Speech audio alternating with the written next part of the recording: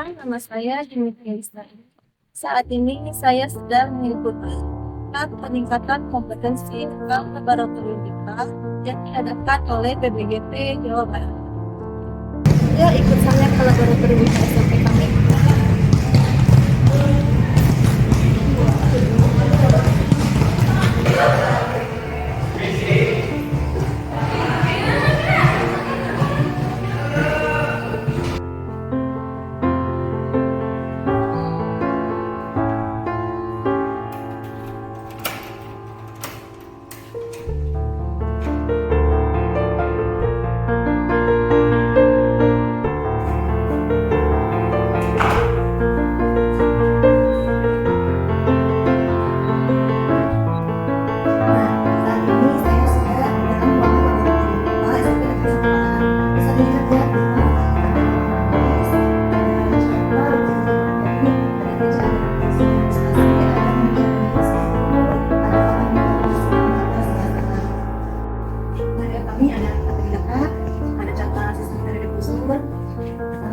Ini ada meja dan kursi siswa untuk minum, lalu ada kartu bersih.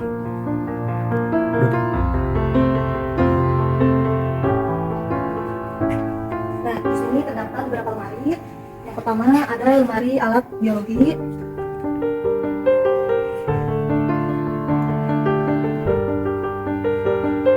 Di lemari 2 juga masih alat biologi.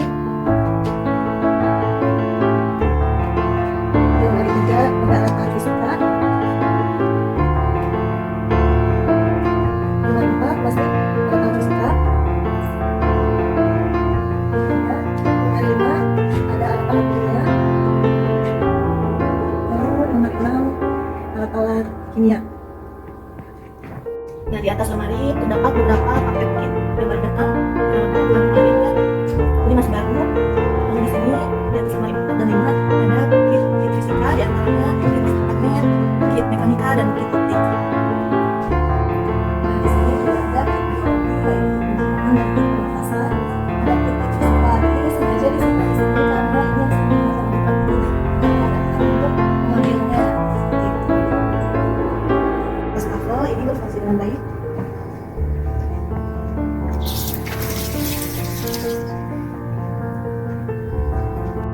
Nah, ini ruang persiapan di laboratorium kami. Yuk kita masuk.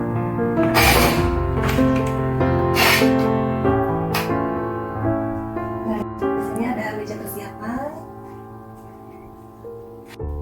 Ada beberapa carta yang kita simpan di sini. Lalu ada juga kit fisika. Ini kit kalor ya. Nah, di sini ada lemari bahan, isinya bahan-bahan kimia. Ada beberapa, ini yang masih bagus. Kalau yang di bawah ini yang sudah expired, tapi belum sempat kami nyesuaikan.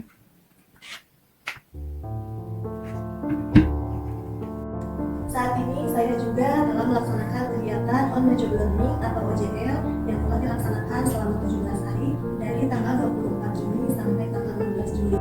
Pada kegiatan OJL, saya mendapatkan 11 materi, yaitu yang pertama, pengembangan laboratorium sekolah, yang kedua, pengembangan sistem administrasi lab sekolah, yang ketiga, penyusunan pos kerja laboratorium, yang keempat, pengelolaan laboratorium sekolah, yang kelima, pemberdayaan tenaga laboratorium IPA, yang keenam, kesehatan dan keselamatan kerja, yang ketujuh, pemantauan sarana dan prasarana laboratorium sekolah, yang kedelapan, penilaian kinerja tenaga laboratorium, yang kesembilan, penelitian di laboratorium IPA, yang kesepuluh, penyusunan panduan atau pedoman praktikum, dan yang terakhir, pengenalan dan pendayagunaan alat dan bahan laboratorium.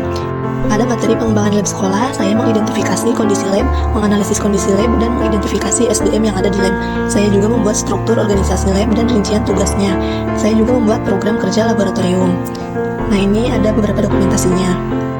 Pada materi pengembangan sistem administrasi lab sekolah, saya membuat dan mengisi buku inventaris alat dan bahan lab, kartu stok alat dan bahan, daftar alat, kartu alat, daftar bahan, dan kartu bahan. Saya juga membuat dan mengisi format permintaan atau peminjaman alat, format pengembalian alat, kartu reparasi, dan pelabelan pada setiap alat atau lemari alat dan bahan. Di sini saya membuat 6 pos, yang diantaranya pos pengadaan barang atau bahan, pos penyiapan fasilitas praktikum, pos pelaksanaan kegiatan laboratorium, pos penggunaan fasilitas laboratorium, pos perawatan fasilitas laboratorium, dan pos monitoring dan evaluasi pemanfaatan laboratorium. Kemudian saya print dan saya tempel di papan informasi simulasi di lab kami. Nah, dalam materi pengelolaan kegiatan lab, saya membuat jadwal penggunaan laboratorium IPA, lalu membuat laporan kegiatan di lab IPA selama 1 tahun yang telah berlalu. Nah, di sini juga ada materi pemberdayaan tenaga lab, di mana saya melakukan supervisi terhadap laboran di SMP Negeri 1 Pangandaran, dan hasil supervisinya menunjukkan bahwa laboran kami memiliki kriteria baik. Pada materi kesehatan dan keselamatan kerja, saya mengidentifikasi bahan-bahan yang ada di lab yang memiliki sifat zat berbahaya. Lalu saya juga melakukan pengamatan kegiatan laboratorium dan mengidentifikasi komponen dan cara kerja alat pemadam kebakaran. Nah, di sini ada kotak P3K, ada APAR namun sudah kadaluarsa, dan ada beberapa bahan laboratorium dengan simbol kimia yang ada pada botolnya. Kemudian ada materi pemantauan sarana dan prasarana lab.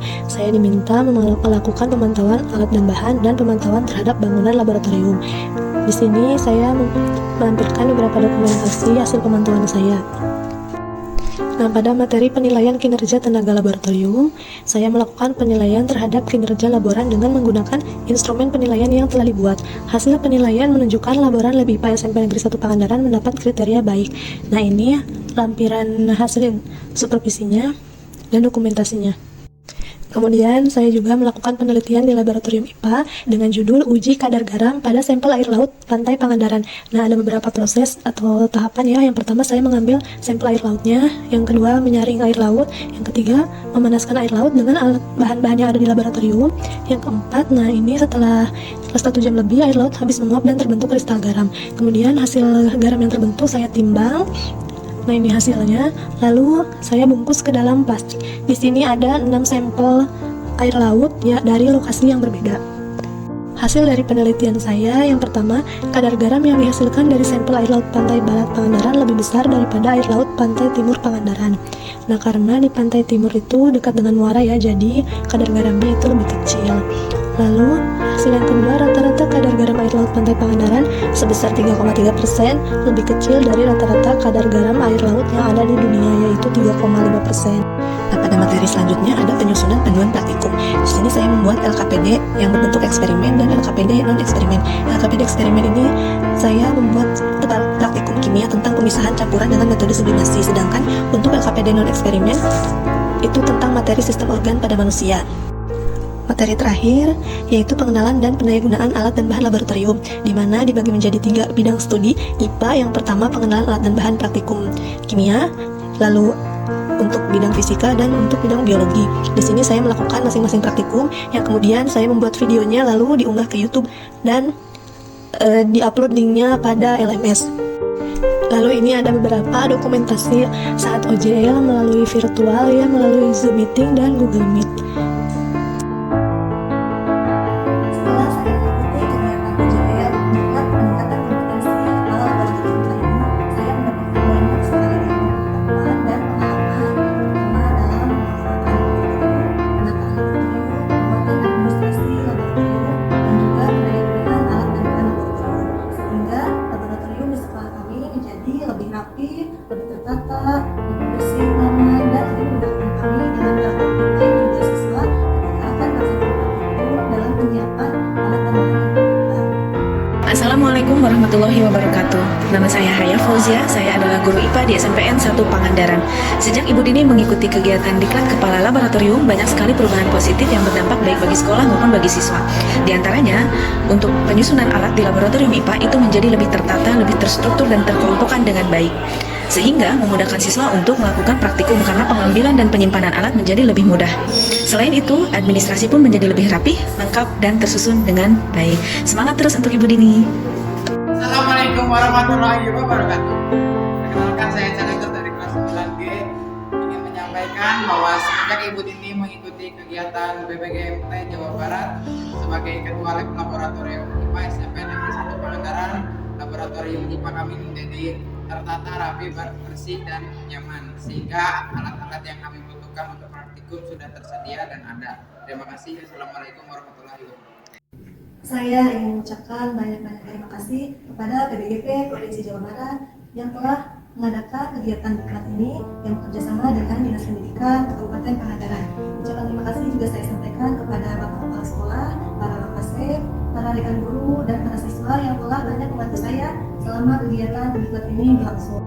Harapan saya, semoga kedepannya PPGP Provinsi Jawa Barat semakin jaya dan maju dan semakin sering melaksanakan atau mengadakan kegiatan diklat seperti ini sehingga sangat berdampak positif bagi sekolah-sekolah yang ada di Provinsi Jawa Barat.